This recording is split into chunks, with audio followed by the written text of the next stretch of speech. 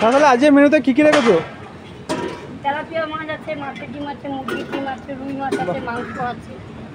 আর পান্তা ভাত খেতে হলে তাহলে কটার মধ্যে আসতে হবে আপাতত? এই 11টা 11:30। মানে বেশি করে করছো না তাই তো? না, কিন্তু এখন তো লোক তো জানতে পারছে না, তাহলে এখন তো একটু মনে হয় বেশি করে করবে।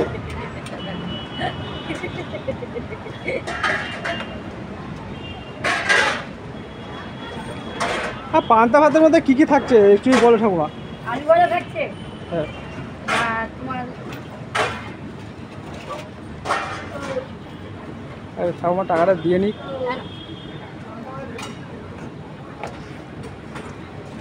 আলু ভাজা থাকছে, তোমার যে মাছ ভাজা খেতে চায় মাছ ভাজা খেতে পারে। আর দাম কেমন কি রেখেছো?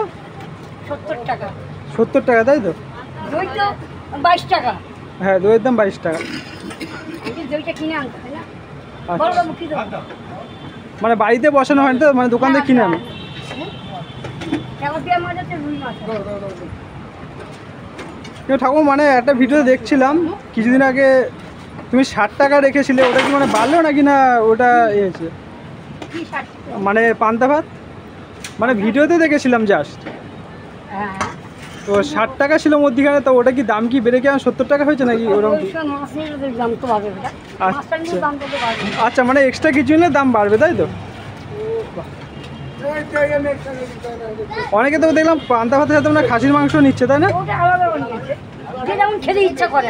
আচ্ছা, আর তোমার পান্তা ভাতের মধ্যে টক দই থাকছে আর ভাজা ভুজি এসব থাকছে তাই তো?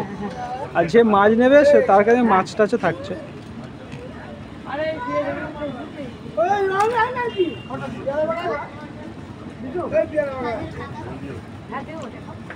তো আমি আজকে কিন্তু এসেছি, আজকে আর পান্তা ভাত আমি কিন্তু পেলাম না, ঠাকুমার কাছে কিন্তু পান্তা ভাত শেষ হয়ে গেছিলো।